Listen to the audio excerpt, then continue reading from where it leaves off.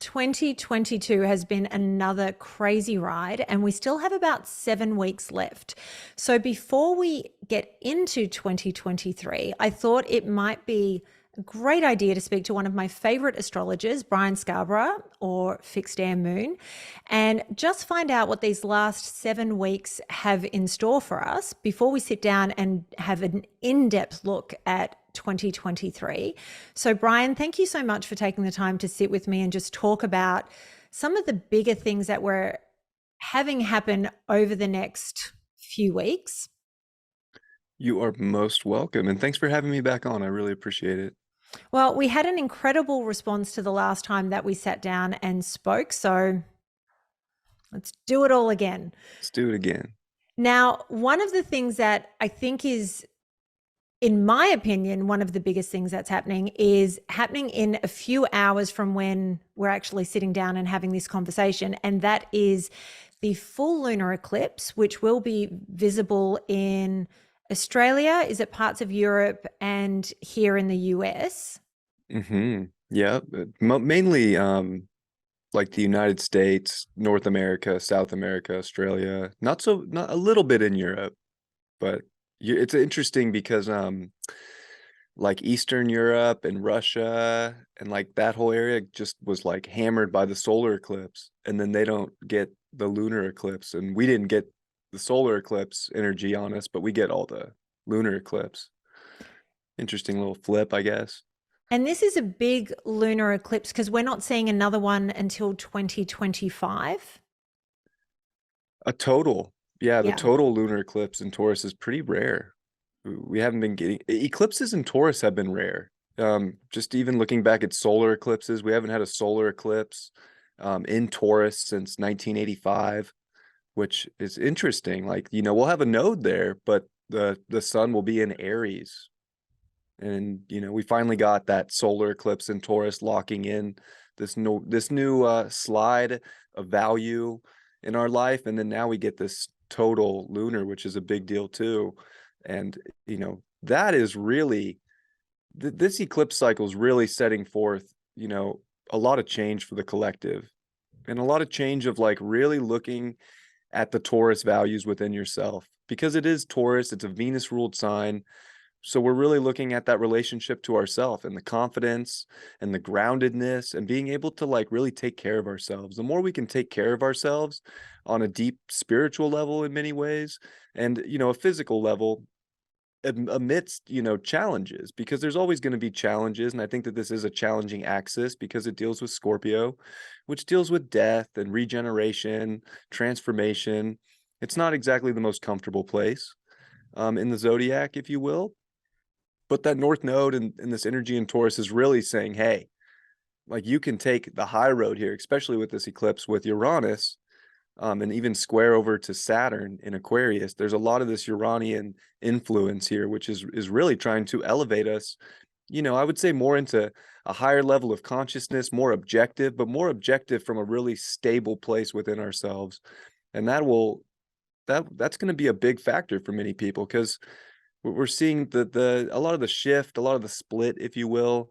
And I even think that Mars retrograde here in Gemini is playing a big role in seeing more duality, if you will, because we have like Gemini, which is a very dualistic sign. It deals with, other people's subjective opinions, conversations, debate. It's a lot of different opinion here, and there's a lot of different split. And even Aquarius is sort of these two waves splitting from one another, where Saturn's at. And then if we look at the Pisces energy with Neptune and Jupiter, this also is, a once in a lifetime transit that we're just getting another taste of. And that also deals with, in a lot of ways, the duality and the split of really spiritual enlightenment in many ways, and spiritual wisdom, and going with the flow and a surrender, but then bringing that into reality and bringing that into a grounded sense. And I think that it is that grounded perspective from within ourselves as we get this lunar eclipse that is going to make all the difference in the world, because it's going to help you see things from a higher perspective and really individuate from aspects that you're not passionate about, that don't make you feel good, that don't feel valuable to you, because that is the essence of Scorpio season. It's passion.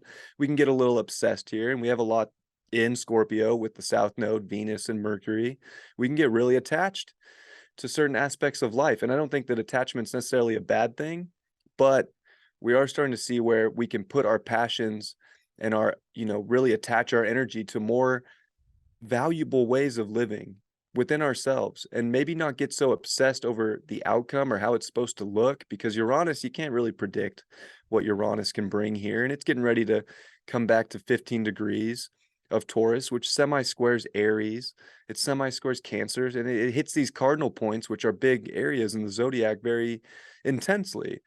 So we are seeing a big check on how to identify with what we really are passionate about and how to make these, I would say, more conscious, higher objective sort of decisions based on a soul integrity to live a better life.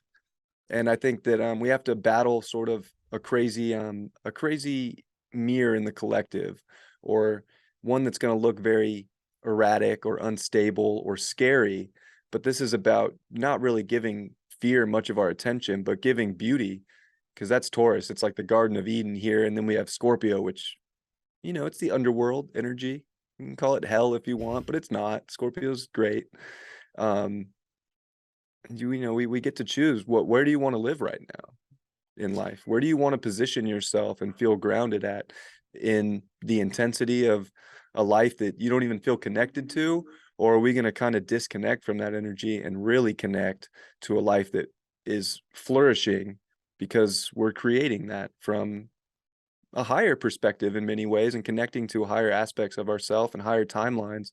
And I truly believe that this eclipse is a big checkpoint spiritually for us amidst a chaotic, collective experience, if you will. As I was getting ready, actually sitting down to film this with you, I was getting messages from friends. And the last couple of days, people have been messaging me saying, I'm exhausted. I can't deal with another human. I've just been getting messages about anxiety reaching peak levels. Is this tied to the eclipse that we're about to go through, or is this relating to Mars retrograde in Gemini, or Jupiter retrograding back into Pisces? I think it's a mix of all of it, right? And I think that, of course, Mars retrograde in Gemini, and especially with the square to Neptune and Jupiter as well in Pisces, and really hitting the midpoint, like the sensitive spot in between those. Already Neptune, a very sensitive planet, in Pisces, a very sensitive sign. Like, yeah, anxiety and an overactive mind right now, or even just the feeling of feeling tired, is very present in the collective, or even feeling like our nervous system's a little shocked, if you will, because so much is happening. There's so many different sort of, it feels like there's just so many layers to our current reality right now, because there's really beautiful layers that are taking place, and then there's just the far extreme of that, which is all the crazy stuff you might see on the media, on the news. But, and even in our own personal lives, there's so much going on. We have to use that to re-understand a higher level of, and a lot of it almost feels like enlightenment, like taking the high road, because you don't need to give, kind of like I mentioned before, you don't need to give so much of your attention to these things that make you anxious. I feel like, what are you passionate about? What are you happy with in life? What are the things that light you up? What are the things that you want to put your energy and effort into that are real? It just go about things about like that. Like, okay, I want to do this. Choose the thing that you're more into. Choose the thing that would make you more happy. I think that's a big part of this, because we're also sort of trained to do the thing that we feel like we have to do, but we don't want to do it. Like, where's the, we need some breakout energy here. And I think that we're starting to learn this. This is part of the Mars retrograde in Gemini, is that we're learning more about the truth that we really want to have a subjective identity in, and to really pay attention to that and to act instinctively on that. But it's hard right now because we're so trained to do things a certain way, or to think a certain way, or to go about life a certain way, that yeah, we can feel pretty anxious to make a big change and a big pivot in our life to actually do something that would make us feel better.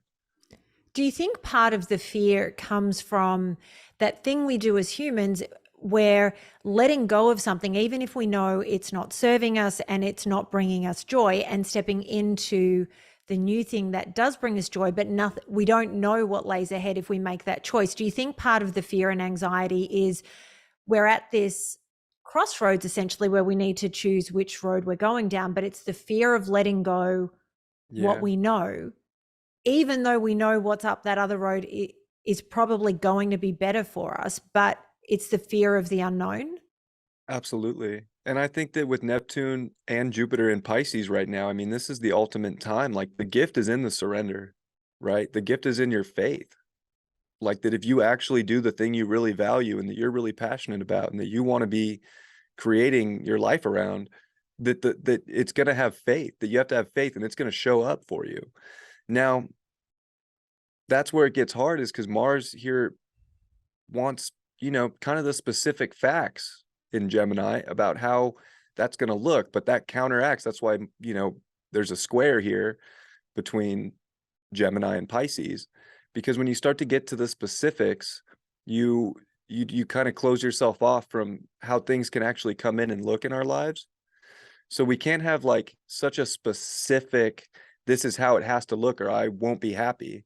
We have to accept that if we make the change within ourselves and within our mind and we act on that, that it's going to change our life, but we're scared of change, right? Mm. Change is scary. It's like standing on the precipice of, or, standing at the edge of a cliff and will I be okay if I jump? I can't see anything over there. Like, what's going to catch me? What's going to happen? Or going backwards into what we know. It feels safer in what we know. And I think a lot of it is, like you said, like having the faith to let go of what we know, to really experience something beautiful with an open sort of heart and open sort of mind, to just see what happens if we do trust and have faith. That's really where the gift is with Jupiter and Neptune in this once in a lifetime placement.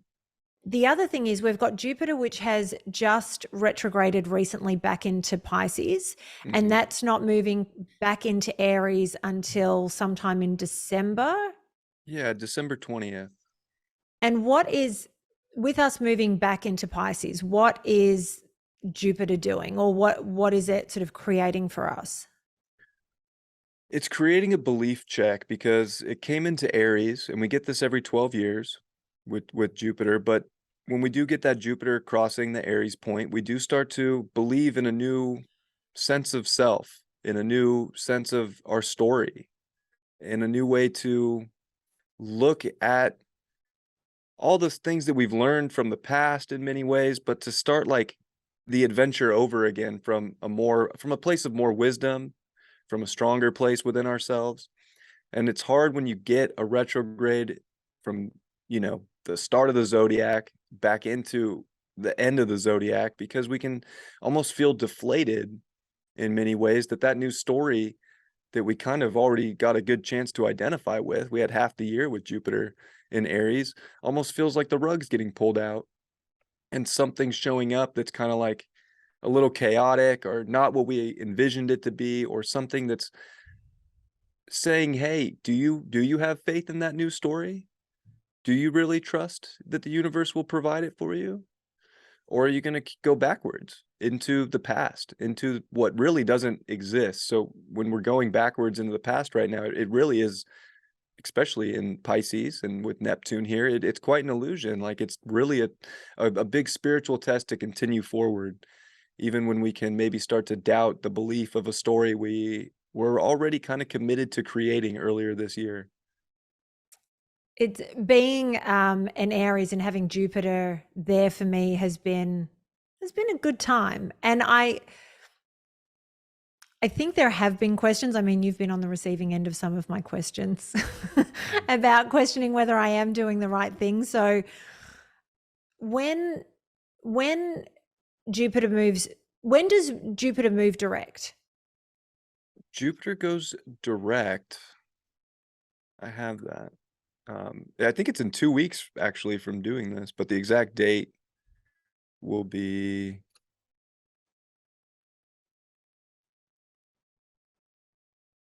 November 23rd, Okay, so it is day before soon. Thanksgiving. Wow.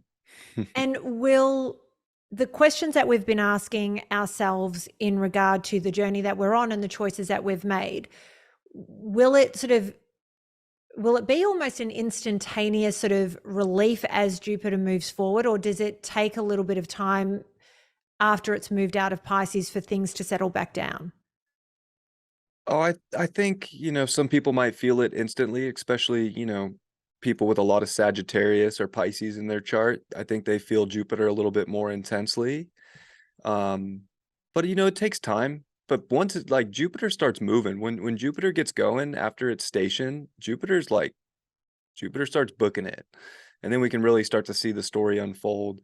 Um, I think that as long as it's in Pisces up until December 20th, it's not necessarily about this really forceful energy to make something happen. I think it's really about slowing down, calming down, feeling everything, and trusting, your inner guidance to lead you in the right direction without a forceful nature. Because I think when we do get Jupiter back into Aries at the end of the year, you know what? We're going to feel like, yeah, we're going to have the gusto and we're going to really start to make things happen. But as we close out this year, it really is sit and feel everything right now. Feel the things that you want, imagine, dream, and feel, empowered in that vision, and then get ready to really bring it, get ready to make it happen, to move forward. Um, but I don't think necessarily right when it goes direct this month, we're going to get that. I think, it all depends. I think, motivation for everybody shows up when it shows up. But I don't know. I think we see more next year coming into the new year. That really kicks things off and gives us a better envisioned plan, that maybe we don't have to have the specifics of the outcome completely dialed up, but enough to believe that we're ready to hit the road on this new journey. So we're going to do another video in the next sort of 2 months, and we're going to do a deep dive into the energy of 2023. But before we finish up, I did want to touch on something. For the last several years, every December 31st, we have had all the planets moving direct. So we've started each new year with everything moving forward and things sort of moving. This year on December 31st, we are going to have Mercury retrograde, Mars still retrograde, and Uranus Uranus. retrograde. Yeah. So how different is this new year's going to feel? Oh, I don't know if it will feel too. I think we're just feeling. I think we're feeling that things are changing. I think we're feeling that the system's changing, that reality's changing, that information's changing. And I do think that it is especially with the Mars retrograde, I think that's the big one. Of course, having a Mercury retrograde with a Mars retrograde in the sign that rules Mercury, which is Gemini, and especially with Mercury being in Capricorn and with Pluto and Venus with Pluto for that December 31st, we're definitely seeing the system change. It's like the changing of the guard. So the old guard, the old system, we're going to see a lot with governments, especially with Pluto finishing up its United States return, getting ready to come into Aquarius for the first time in our lives. We're really starting to see, I think, and understand that there is a revolution that's about to take place. If we didn't already see it, coming, I do think by the end of this year and coming into next year, it's more apparent than ever that, being a rebel in this time and kind of doing things differently and with a different approach and a different way of thinking and communicating and speaking about how you're going to create your reality, that you're ready to kind of make big leaps and bounds here.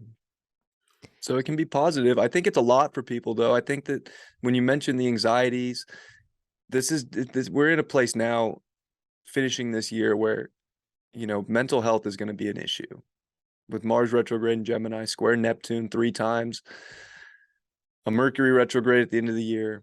We are definitely, it's taxing on the mental. And the best way to get out of that is to stop thinking so much, right? But it's not easier said than done. Of course, we want to think and figure things out, but there might not be a linear, answer to a lot of the questions that we have. And whether it's personal or whether it's about the collective or the state of affairs in the world, trying to get things perfectly dialed up to what the truth is a difficult task right now. And I do think that we get there, but I think that we can drive ourselves crazy trying to narrow everything down.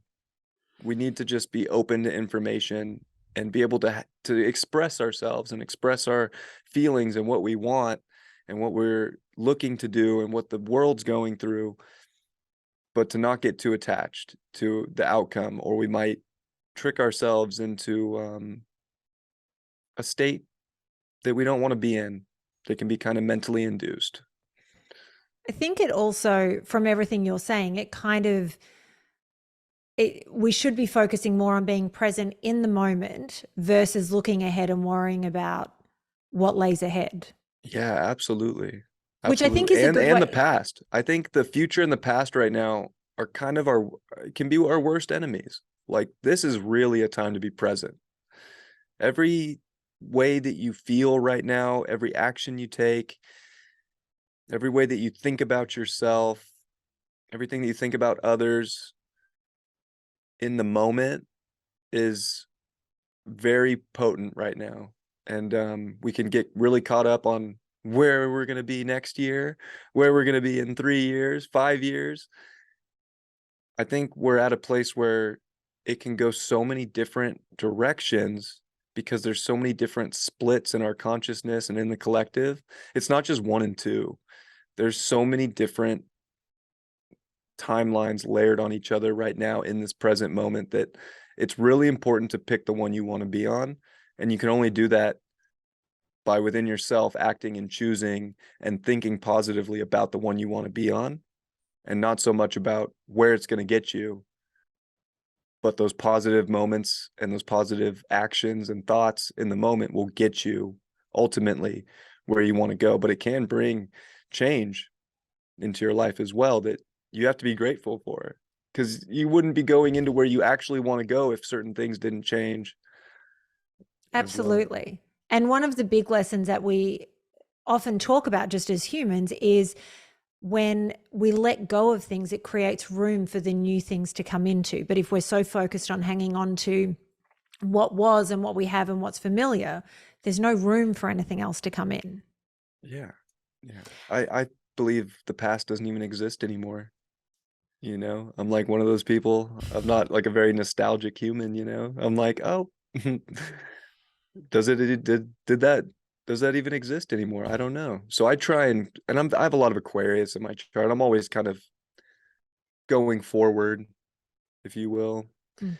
But it helps me a lot to not beat myself up or hold some guilt over the past, but to really accept it for what it was. And yeah, doesn't even matter anymore. Like, where am I at now? And what am I creating right now? And how do I feel right now?